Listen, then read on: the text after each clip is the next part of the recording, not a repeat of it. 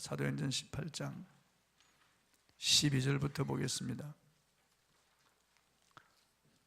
12절부터 23절까지 사도행전 18장 12절부터 제가 봉독하겠습니다. 갈리오가 아가야 총독되었을 때 유대인이 일제히 일어나 바울을 대적하여 법정으로 데리고 가서 말하되 이 사람이 율법을 어기면서 하나님을 경외하라고 사람들을 권한다 하거늘 바울이 입을 열고자 할 때 갈리오가 유대인들에게 이르되 너희 유대인들아, 만일 이것이 무슨 부정한 일이나 불량한 행동이었으면 내가 너희 말을 들어주는 것이 옳거니와 만일 문제가 언어와 명칭과 너희 법에 관한 것이면 너희가 스스로 처리하라. 나는 이러한 일에 재판장 되기를 원하지 아니하노라 하고 그들을 법정에서 쫓아내니 모든 사람이 회당장 소수대니를 잡아 법정 앞에서 때리되 갈리오가 이 일을 상관하지 아니하니라. 바울은 더 여러 날 머물다가 형제들과 작별하고 배 타고 수리아로 떠나갈새 브리스길라와 아굴라도 함께 하더라. 바울이 일찍이 서원이 있었으므로 갱그리아에서 머리를 깎았더라. 에베소에 와서 그들을 거기 머물게 하고 자기는 회당에 들어가서 유대인과 변론하니 여러 사람이 더 오래 있기를 청하되 허락하지 아니하고 작별하여 이르되 만일 하나님의 뜻이면 너에게 돌아오리라 하고 배를 타고 에베소를 떠나 가이사라에 상륙하여 올라가 교회 안부를 물은 후에 안디옥으로 내려가서 얼마 있다가 떠나 갈라디아와 부르기아 땅을 차례로 다니며 모든 제자를 굳건하게 하니라. 아멘. 헌신된 사람들이라고 하는 이런 제목으로 오늘 말씀을 통해서 은혜를 나누기를 원합니다. 스위스에서 매일 일상을 기록하면서 80세를 살았던 한 노인이 자기의 삶을 시간으로 계산해 보았더니 취침 시간이 26년이었고 노동 시간이 21년이었으며 식사 시간이 6년, 남이 약속을 안 지켜서 기다리는 시간이 5년, 근심, 염려, 불안하게 혼자 보내는 시간이 5년, 수염을 깎는 시간이 228일, 아이들과 논 시간이 26일, 넥타이 매는 시간이 18일, 담뱃불 붙이는데 12일, 코 푸는데 80시간, 그리고 그 인생에서 가장 행복했던 시간이 46시간이라고 기록을 했습니다. 이 노인의 기록을 보니까 한마디로 하나님과 이웃을 위해서 봉사한 시간은 하나도 없었습니다. 그 결과 그는 80년 동안 행복했던 시간은 46시간이었다고 그렇게 기록을 했습니다. 반면에 좋은 날을 가지라고 하는 책에는 이와 반대되는 일화가 소개되고 있습니다. 살아생전 교회를 가장 신실하게 또 가장 오랫동안 섬긴 사람은 누구일까요? 1976년 당시의 통계에 의하면 미국 아이오와주 케오쿡에 있는 제1침례교회 링캐스터 여사인데 그녀는 1888년부터 88년 동안 꾸준히 주일 예배에 참석했던 것으로 알려져 있습니다. 한 번도 주일을 범한 적이 없고 그 기간 동안 크리스마스 예배나 부활절 예배에도 단 한 번도 빠진 적이 없었으면 물론입니다. 그는 88년 동안 교회 목사가 15번 바뀌는 것을 보았으며 8,000번 이상의 설교를 들었고 4,000번 이상의 기도회에 참석했습니다. 그러나 가장 중요한 것은 이 링캐스터 여사는 50년 이상 주일학교 교사로 봉직했는데 그가 가르친 아이들 중에서 목사님들이 많이 나왔다는 것입니다. 교학교 교사 여러분, 여러분의 제자들 가운데 자라서 많은 사람에게 복음의 선한 영향력을 끼치는 사람이 나올지 알 수가 없습니다. 그러므로 힘들거나 고통스럽고 누가 알아주지 않더라도 꾸준히 교회 학교에서 한 영혼 한 영혼 그들을 위해서 기도하며 최선을 다하여 가르치십시오. 때가 되면 반드시 주님께서 열매를 맺게 하실 줄로 믿습니다. 주님께서는 꾸준하게 봉사하는 그런 삶을 우리에게 요구하십니다. 비록 내 맡은 일 누가 알아주지 않더라도 비록 적은 일이라도 내가 거기 충성하는 것을 주님이 원하신다고. 계시록 2장 10절에 내가 죽도록 충성하라 그리하면 내가 생명의 멸류관을 내게 주려고 말씀하셨습니다. 고린도전서 4장 1절 2절에 보면 우리가 마땅히 하나님의 비밀을 맡은 자로 여길지어다. 그리고 맡은 자들에게 구할 것은 충성이라고 말씀하셨어요. 이건 저와 여러분 모두에게 다 적용되는 말씀이에요. 우리가 다 복음을 맡았거든요. 우리 다 주님의 부탁을 맡았거든요. 충성하라는 거예요. 맡은 자들이 구할 것을. 예수님은 내가 적은 일에 충성하였으니 내 주인의 즐거움에 참여하라고 그랬습니다. 그러니까 우리가 내 맡은 일이 적은 일이라도 그게 충성하면은, 최선을 다하면 주님 그것으로 칭찬하는 거예요. 오늘 본문을 통해서 헌신된 사람들의 모습이 어떠한지 우리에게 알려주고 있습니다. 먼저 헌신된 성도는 복음 사역자와 함께하는 사람입니다. 오늘 본문에서 바울이 1년 반 동안 고린도에서 복음을 전하고 그 어려운 가운데 고린도 교회를 세우고는 이제 떠나기 바로 직전의 상황을 기록하고 있습니다. 고린도시를 포함한 아가야 주 전체에 그 7위를 맡고 있는 총독이 새로 부임했습니다. 로마 황제가 갈리오라고 하는 사람을 아가야 주의 총독으로 임명을 하고, 이 총독이 왔을 때 유대인들은 바울을 제거할 수 있는 찬스라고 생각하고 일제히 바울을 갈리오에게 고소했습니다. 그런데 갈리오가 가만히 들어보니까 무슨 윤리 도덕적인 죄가 아니고 자기들의 종교 문제를 가지고 고소했다는 것을 알았습니다. 그래서 갈리오가 만일 문제가 언어와 명칭과 너희 법에 관한 것이면 너희가 스스로 처리하라. 나는 이러한 일에 재판장 되기를 원하지 아니하노라. 그들의 고소를 기각하고 법정에서 쫓아내었습니다. 그러자 이 유대인들은 회당장 소스데네를 잡아서 법정 앞에서 때렸어요. 그 일이 있은 후에 바울은 고린도를 떠나기로 결정했습니다. 고린도를 떠나서 이제 안디옥 교회가 있는 수리아로 갈 때 브리스길라와 아굴라 부부도 함께 동행했다고 기록하고 있습니다. 본문 18절을 한번 읽어보겠습니다. 시작. 바울은 더 여러 날 머물다가 형제들과 작별하고 배 타고 수리아로 떠나갈새 브리스길라와 아굴라도 함께 하더라 그랬습니다. 브리스길라와 아굴라 부부는 천막을 만들어서 파는 그런 직업을 가지고 있습니다. 로마에서도 그 직업으로 돈을 벌었고 고린도에 와서도 그 직업으로 돈을 벌었습니다. 성경을 쭉 살펴보면은 브리스길라와 아굴라 부부는 상당히 부유한 그런 재산을 가진 사람들이었음을 알 수가 있습니다. 그럼 이 사람들이 고린도에 머물면서 안락한 생활을 할 수 있음에도 불구하고 이곳저곳을 다니며 복음 전하는 바울과 함께 하기로 결정했다는 거예요. 그리고 바울과 함께 고린도를 떠납니다. 여러분, 한 자리에 정착해서 살면 편하죠. 그런데 이곳저곳으로 옮겨 다니는 것이 얼마나 불편합니까? 우리가 한 며칠 집을 비우고 여행을 하더라도 굉장히 불편하잖아요. 호텔에서 먹고 거기서 생활하고 그러면서 여행을 하더라도 집에 돌아가고 싶은 마음이 생깁니다. 어디 가서 우리가 잠을 자더라도 내 집만 못하죠. 불편하기 짝이 없는 거예요. 여행은 상당히 피곤을 안겨다 줍니다. 그런데도 불구하고 브리스길라와 아굴라는 바울 사도와 함께 동력하기로 결정하고 고린도를 떠납니다. 그리고 에베소로 오는 거예요. 나중에 보면은 바울이 로마로 가기로 작정한 걸 알고 그들도 또다시 로마로 가서 바울이 로마에 들어올 때를 기다리며 틀을 닦고 있는 것을 볼 수가 있습니다. 그러니까 이 부부는 정말 신실한 부부예요. 이 부부는 경제적으로도 상당히 여유를 가지고 있어서 에베소에 갔을 때 자기들이 집을 사서 그 집을 교회당으로 내어놓았습니다. 그래서 바울이 그들에게 감사했습니다.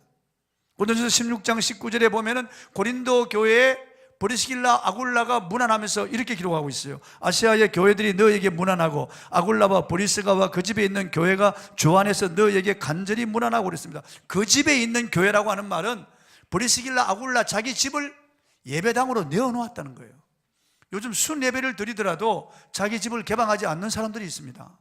아주 이상한 시대가 되었습니다. 아주 이기적이고 개인적인 그런 시대가 되어서 젊은 사람들은 목사가 신방 오는 것을 별로 좋아하지 않는 그런 시대가 되었다고요. 예전에는 신방 오기를 간절히 원하고 전 성도들이 대신방 가을에도 하고 봄에도 하고, 그래서 신방할 때 되면 잔치를 하고 집에서 교인들과 함께 같이 음식을 나눠 먹고 같이 예배 드리는 것을 영광으로 생각했는데 그렇지 않습니다. 자기 집을 개방하지 않는다는 거예요. 개방하지 않는 사람은 그 집이 어수선하고 지저분한 집이 틀림없을 것 같아요. 내가 볼 때는 무엇인가 개방하지 못할 그런 이유가 있는 것 같아요. 여러분, 브리스길라 아굴라는 자기 집을 교회당으로 아예 내놓았습니다. 거기서 정기적으로 모이고 거기서 그 교인들이 모여서 가르침을 받고 예배를 드리고 그랬다는 거예요. 그러니까 이게 얼마나 참 놀라운 부분입니까? 뿐만 아닙니다.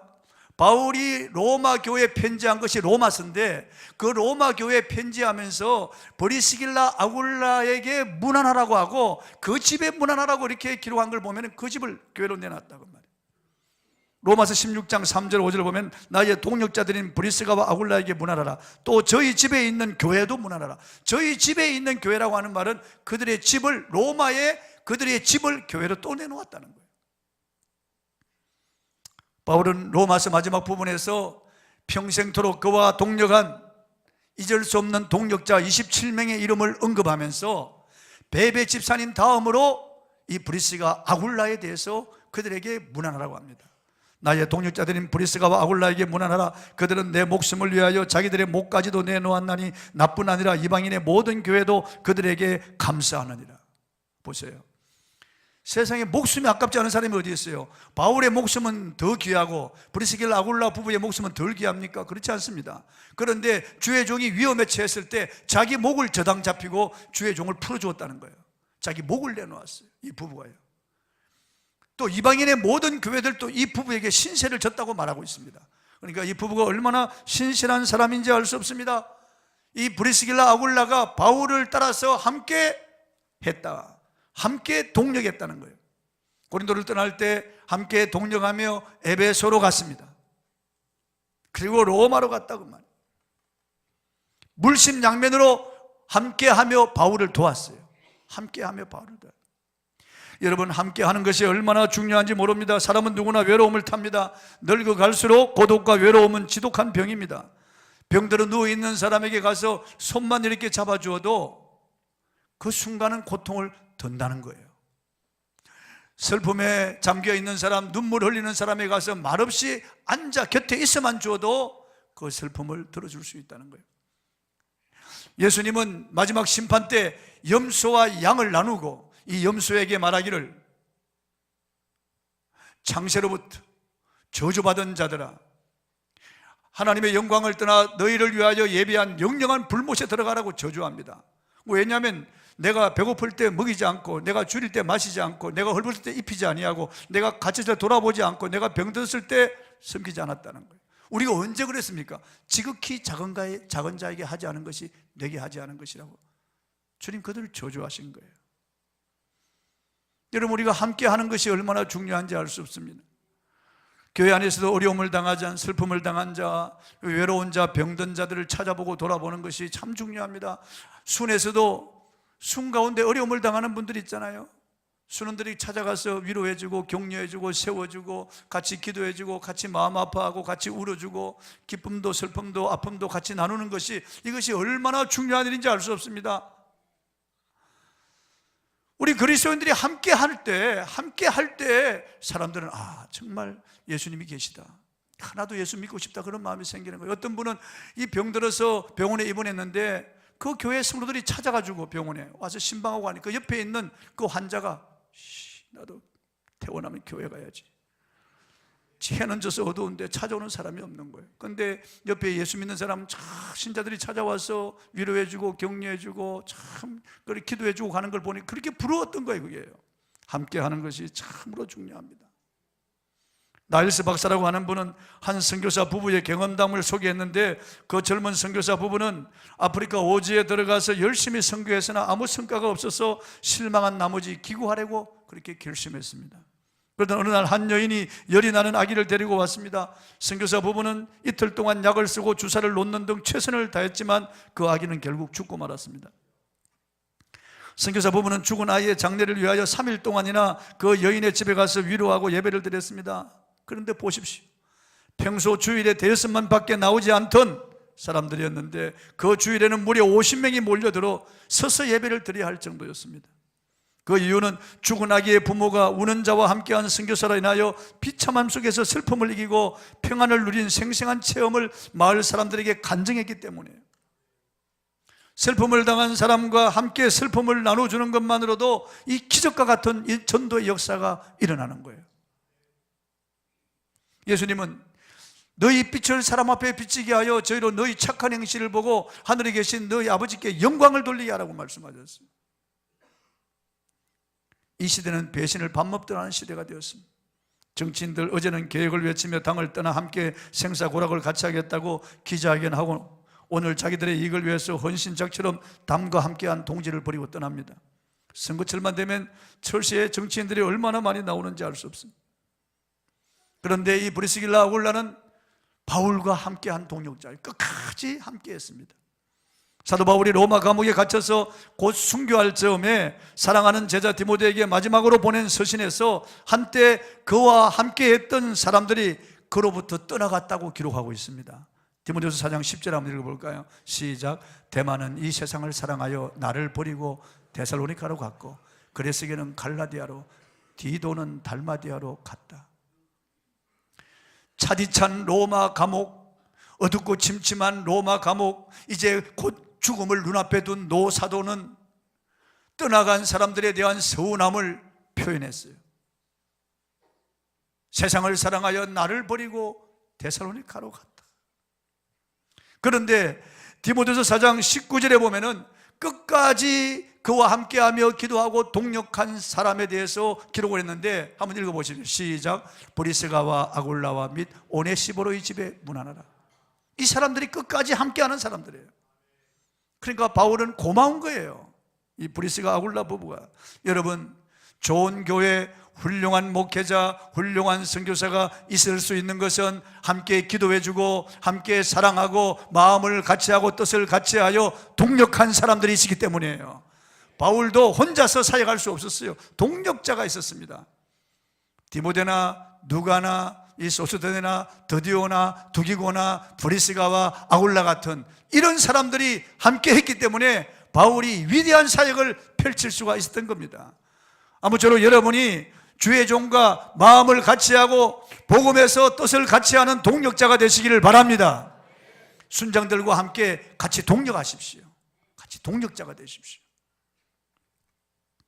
그 다음 헌신된 성도는 서원을 이행하는 사람입니다. 본문 18절을 한번 읽어보겠습니다. 시작. 바울은 더 여러 날 머물다가 형제들과 작별하고 배 타고 수리아로 떠나갈새 브리스길라와 아굴라도 함께하더라. 바울이 일찍이 서원이 있었으므로 갱거리에서 머리를 깎았더라.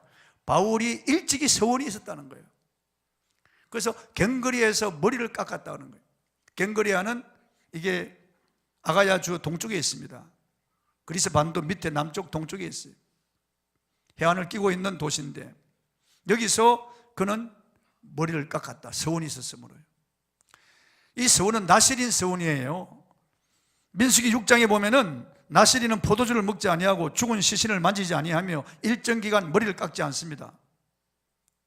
그리고 서원을 마치는 날 머리를 깎아서 다른 제물과 함께 하나님께 자신을 드리는 상징으로 불태워서 올립니다. 서원은 하나님께 헌신하거나 어떤 결심하거나 어떤 소원이 있을 때 행합니다. 이번에 부흥 강사가 와서 이 그릇이 세는 5가지 중에서 첫 번째가 서원이었다고 해요. 하나님께 약속하고 약속을 지키지 않았던 것, 생각나면 서원 파기 예물을 드리라고 그랬습니다. 하나님께 약속을 하면 약속을 지켜야 되겠죠. 목사와 약속을 해도 약속을 지키려고 하는데요. 그런데 하나님께 약속을 하고 약속을 지키는 것, 그게 서원 이행입니다. 바울은 하나님께 서원한 것이 있습니다. 그건 아마 2차 전도 여행의 성공과 함께 로마에 가서 복음을 전하기로 서원했던 것 같아요. 왜냐하면 그가 에베소를 떠나서 쭉 안디옥으로 가서 거기서 조금 머물렀다가 다시 3차 전도 여행을 떠난 것을 보면 알 수가 있습니다. 그는 죽음을 두려워하지 않습니다. 헌신적인 충성은 자신을 하나님께 산제물로 바치겠다는 결연한 다짐을 하고 서원한 겁니다. 이 서원을 한 후에 3년간에 걸친 2차 전도 여행을 마치고 얼마 지나지 않아 다시 복음에 대한 열정을 가지고 떠납니다. 한 곳에 머물러 있을 수 없었던 겁니다. 우리들이 경솔하게 서원하는 것은 옳지 않지만 하나님의 은혜에 대한 보답으로 신앙 결단하고 서원하는 것은 우리 신앙이 성장할 수 있는 좋은 기회가 될 수 있습니다. 새로운 그런 결심을 하고 하나님과 약속하는 것이 필요하다고 말이에요. 서원한다는 것은 하나님을 향한 믿음이 있고 사랑이 있다는 증거고 열정이 있다는 증거입니다. 그리스도인의 삶은 선택의 연속이고 계속적인 결심이 있어야 됩니다. 매 순간순간마다 주님을 위해 살기로 우리는 결심하고 결단해야 됩니다. 우리가 연초에 헌신 예배 드리는 것도 여기에 의미가 있습니다. 계속해서 하나님 앞에 헌신을 약속하는 것이죠. 구태를 버리고 새로워지겠다는 그런 결단입니다. 하나님, 정말 바르게 신앙생활 하겠습니다. 하나님의 영광을 위해 살겠습니다. 먼저 그의 나라와 그의 의를 구하겠습니다. 내가 속한 이 단체에서 최선을 다하겠습니다. 그런 헌신의 결단이 필요하다 그 말이에요.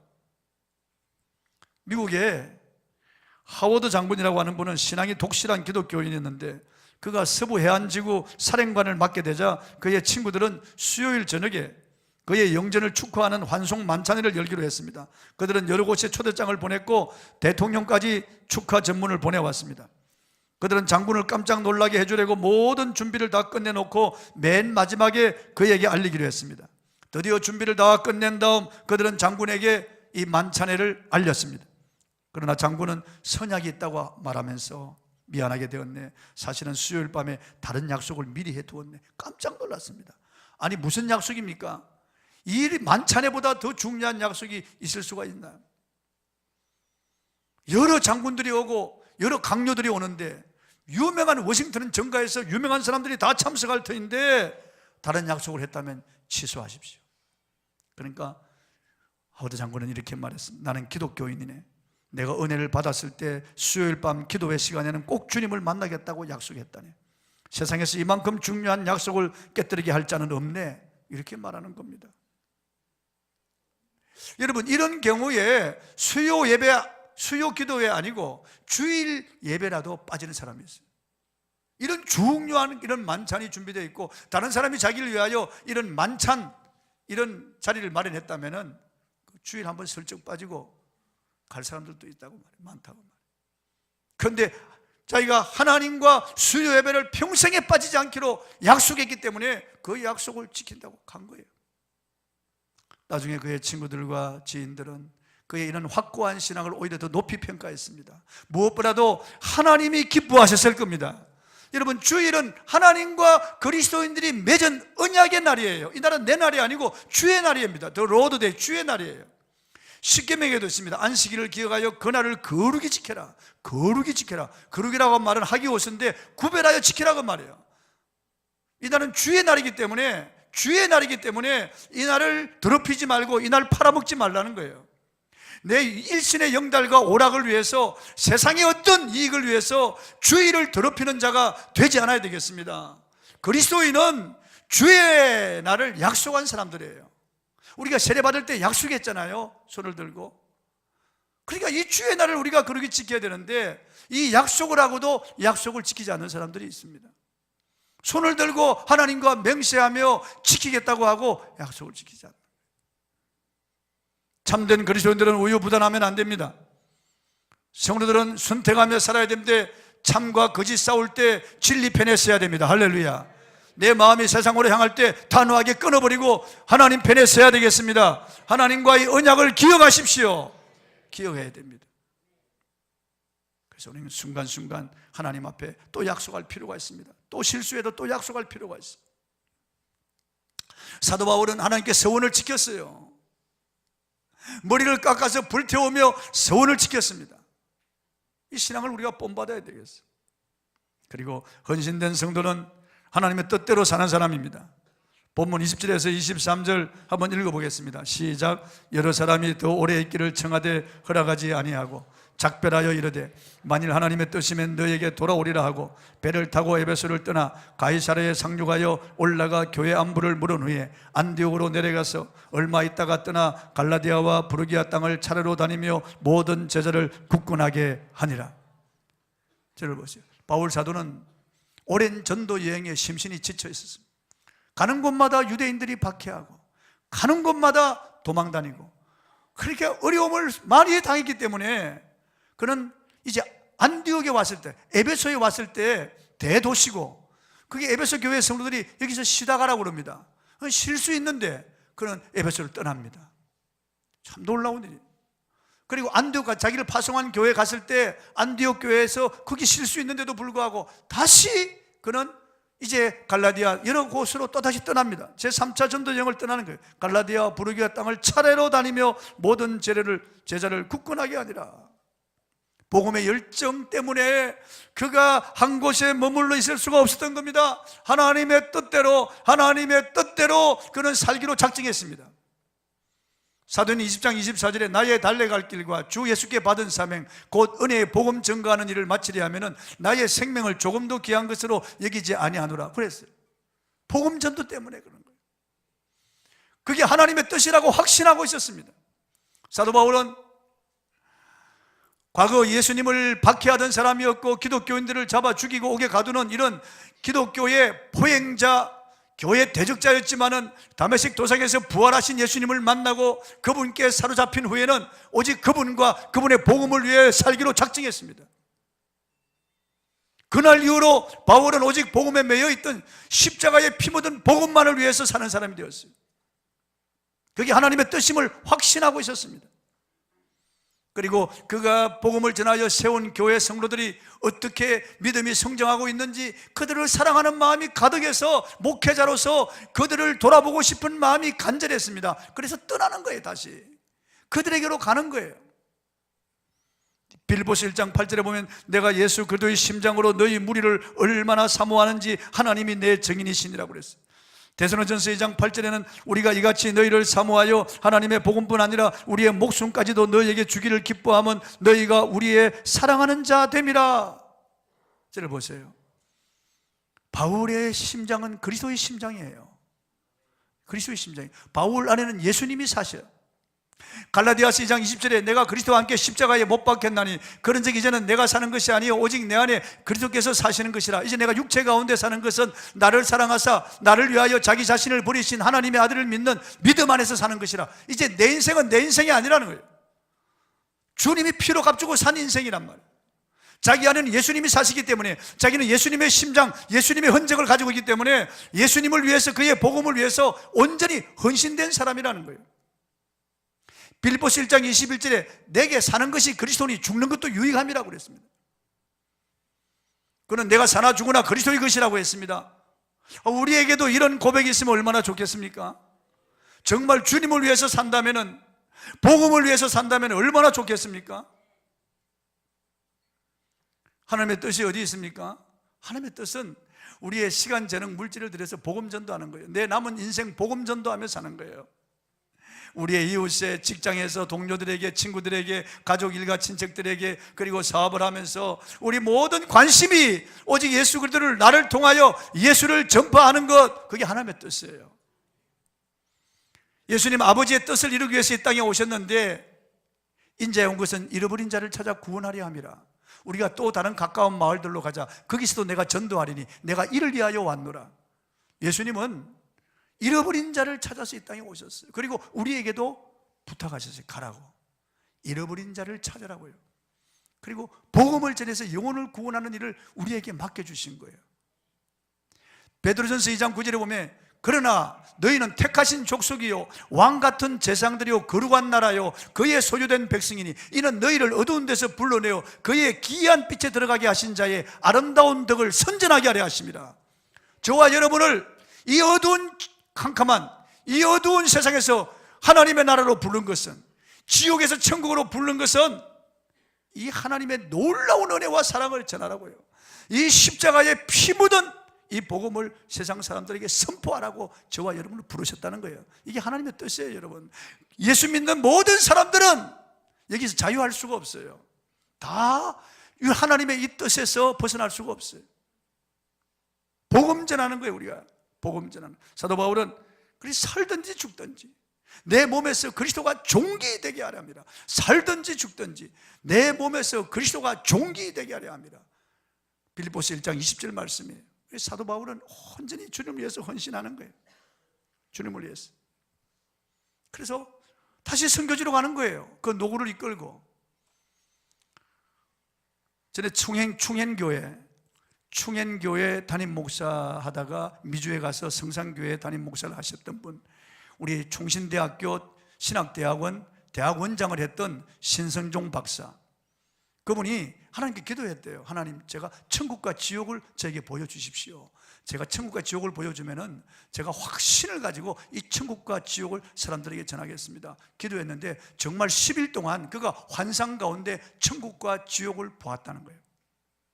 다른 사람 말이라면 저는 믿지 않습니다. 별 이런 감정 같은 거 이걸 절대 그걸 참고만 할 뿐이죠. 그리고 성경과 비춰 조금이라도 잘못되면 잘라버리죠. 그걸 절대 받아들이지 않습니다. 그런데 신성종 교수는 그래도 보수 신학의 요람 총신대 대학원 원장 그 교수로 오랫동안 했고, 아주 조직 신학도 이분이 철저하게 아시고 가르치는 보수 신학교요, 보수 목회자인데 이분이 10일 동안 천국과 지옥을 갔다 왔다.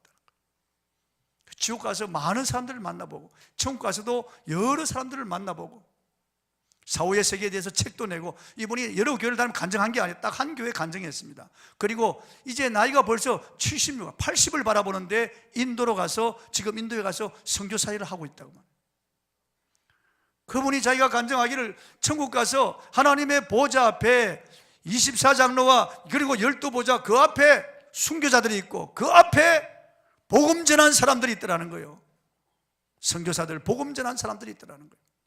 가장 높은 지위와 가장 영광스러운 그런 지위를 가진 자가 복음 전도한 자. 그래서 이분이 선교사로 나간 거예요. 노년에 다시 나간 거예요.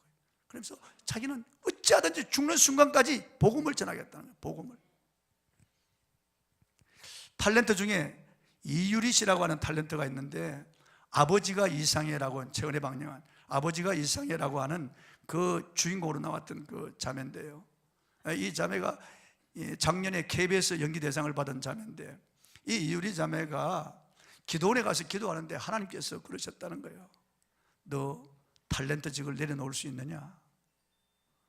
너 선교사로 갈 수 있겠느냐? 세상 부귀 영화 버리고 선교사로 갈 수, 굉장히 부담이 돼. 탤런트, 지금 인기 한참인데 탤런트직을 내려놓을 수 있느냐 말이에요. 선교사로 갈 수 있겠느냐? 나와 복음을 위해서 너가 헌신할 수 있겠느냐? 부담이 되는데 결국은 그가 네라고 했다는 거예요. 네. 하나님 앞에 그가 약속을 하고 다 내려놓고 네라고 했다는 거예요. 그리고 가난한 개척교회 전도사하고 결혼했습니다. 그래서 이제 목사가 됐죠. 이제는 다 이제 내려놓을 수 있다는 거예요. 복음을 위해서, 주님을 위해서 헌신하는 것보다 더 큰 영광이 없다는 거예요. 여러분, 우리가 곧 천국에 들어갈 것입니다. 저와 여러분이 눈 한번 떴다 감으면 가는 거예요. 다. 인생 다 한순간, 우리 이슬 같은 인생이고 안개 같은 인생이에요. 풀 같은 인생인데, 덜컹하면 사라지는 인생인데, 우리가 곧 주님을 만나 뵐 것인데, 이 땅에서 우리가 부귀 영화 공명, 무슨 출세하고 자리 다툼 무슨 소용이 있겠어요? 이 땅에서 우리가 이름을 남긴 건 세상과 함께 다 사라져 갑니다. 이 수고 암만 하여도 헛된 것뿐일세. 이 수고 암만 해도 헛된 것밖에 없어요. 그러나 주님의 복음을 위해서 우리가 한 일은 영원 가운데 남을 것입니다. 여러분, 주님 앞에 설 때 잘했다 칭찬받고 상급받는 저와 여러분이 되기를 바랍니다. 비행기가 이제 이륙할 때 가장 많은 힘을 소진합니다. 그리고 착륙할 때 가장 위험한 거예요. 지금부터 한 20년 전까지만 해도 비행기가 무사히 착륙하면 사람들이 막 박수를 쳤다. 전부 다 박수를 막 치네요. 다행이다, 너무 감사하다, 박수를 치는 거예요. 캄캄한 밤 폭우가 쏟아지고 앞이 안 보일 때 비행기가 활주로에 안착한다는 것, 그리 용이하지 않습니다. 계기판을 들여다보고 컴퓨터에 입력을 시킨 대로 그대로 비행기가 그걸 따라서 착륙하는데, 관제탑에서 관제사가 보내주는 신호를 잘 받아야만 안전하게 착륙할 수 있어요. 관제사가 착륙 허락을 해야만 착륙할 수 있고, 몇 번 활주로로 착륙하라고 하는 그 지시를 따라서 착륙해야만 안착할 수 있습니다. 관제사의 지시를 거절하면 안 돼요. 저와 여러분이 이 땅을 살아가면서 저 천국으로 여행하는데 하나님의 말씀을 따라 살아야 됩니다. 여러분, 주의 말씀을 따라 사는 사람은 행복합니다. 하나님이 그와 그의 자녀들을 책임져 주십니다. 여러분, 다 내려놓으라고 하는 것은 다 빼앗아 가겠다는 게 아니에요. 하나님이 거기다 놀라운 것으로 채워주시는 거예요. 여러분, 주님이 우리를 위해서 복음을 위해서 수고하라고 하는 것은 복음 전도하는 자에게 필요한 모든 것을 공급하시겠다는 거예요. 지자들을 보내면서 지팡이 두부로 가지지 말고, 배낭도 매지 말고, 뭐 돈도 가질 필요 없이 지팡이 하나만 가지고 가면 하나님이 다 예배하신다는 거예요. 먼저 그의 나라와 그의 의를 구하면 이 모든 것을 여러분에게 더하실 줄 믿으시기 바랍니다. 헌신된 사람들 되어야 됩니다. 복음 전도자와 협력하는 사람, 주의 종과 협력하는 사람들, 그리고 하나님께 약속한 것을 이행하는 사람들, 그리고 하나님의 뜻대로 살고자 결단하고 나가는 사람들, 여러분이 다 헌신된 사람이 되기를 바랍니다. 찬송하고 기도하겠습니다.